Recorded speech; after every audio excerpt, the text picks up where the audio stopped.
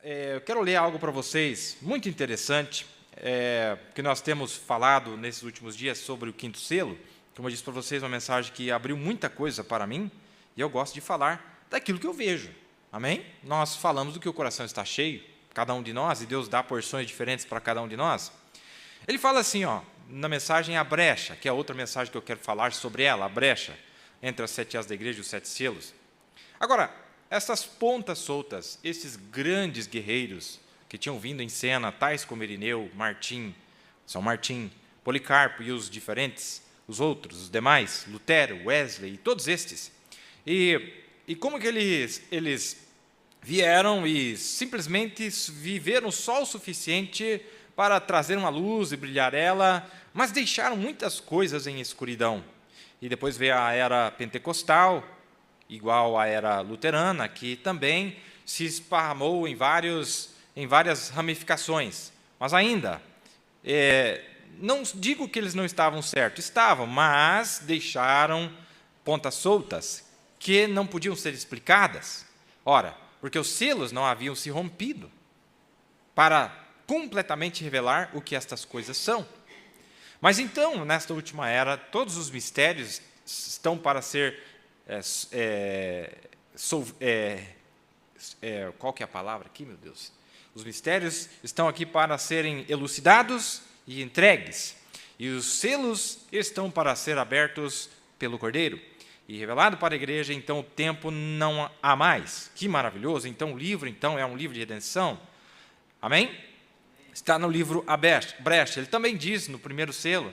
Então veio das eras negras, veio a Reforma, Lutero, e ele trouxe com ele todo tipo de coisas misteriosas que aconteceram durante aquela era, lá atrás, mas que ele nunca concluiu aquilo. Então veio Wesley com a santificação, ele pegou um pouco mais. Contudo, ele nunca concluiu. Deixou os pontas soltas para todo lado, tais como aspersão ao invés de imersão, o batismo. E Lutero tomou Pai, Filho e Espírito Santo ao invés do Senhor Jesus Cristo. Todas estas coisas diferentes. Amém? Isso é história para nós, simples, não é? Mas é algo muito impactante quando nós olhamos estes santos que viveram lá atrás e a vida que eles tiveram. Amém? Pois eles estavam vivendo debaixo do sangue de Cristo. Amém? E você sabia, meus amados, e isso aqui eu creio que é muito impactante, que Jesus Cristo, nosso mediador, ainda está mediando pelos pecados dos santos das 7 eras da igreja? Você sabia disso? E é disso que eu quero falar. Ele está mediando pelos pecados. O que é pecado, irmão? Incredulidade. Amém? Jesus está mediando pela incredulidade. E ainda existe acusação contra eles. Ainda tem acusação contra eles. Na mensagem, o quarto selo, o profeta diz assim, agora, falando sobre quando o diabo se torna encarnado, amém? Ele vai se tornar besta depois de um tempo, quando ele romper sua aliança com os judeus.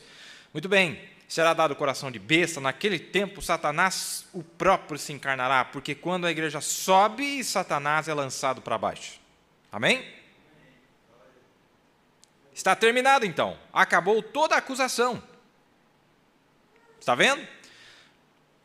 Enquanto há um intercessor que ainda está no trono, Satanás pode ficar lá e acusar.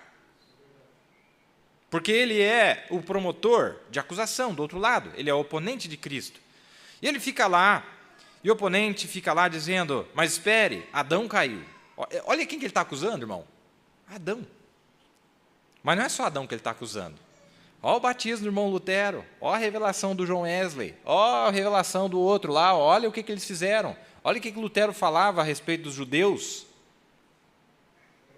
Adão fez isto, eu o conquistei, eu fiz com que sua esposa cresça numa mentira, e você disse que ela seria amaldiçoada por causa daquilo, e eu consegui. Mas há um mediador que fica lá. Amém? O parente redentor.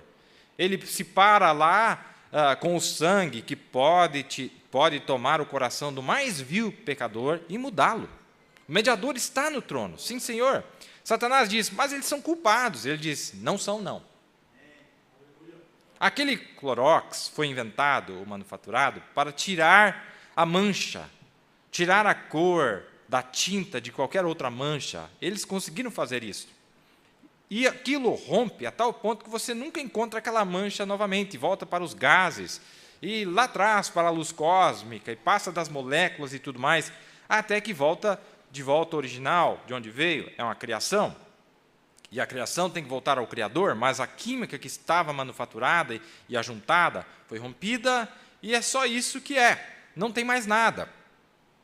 E ele diz, este é o que o sangue de Jesus Cristo faz para o verdadeiro Filho de Deus, quando ele confessa aquele pecado e permanece lá, justificado em sua misericórdia. A tal ponto que Deus disse, eu não consigo mais lembrar, e ele é absolutamente meu filho. Isso aqui está no quarto selo, amém? Vamos mais um pouquinho. Olha, o profeta disse, quando a noiva sobe, amém? Satanás desce. Por quê, irmão? Por que só depois que a noiva subir ele desce?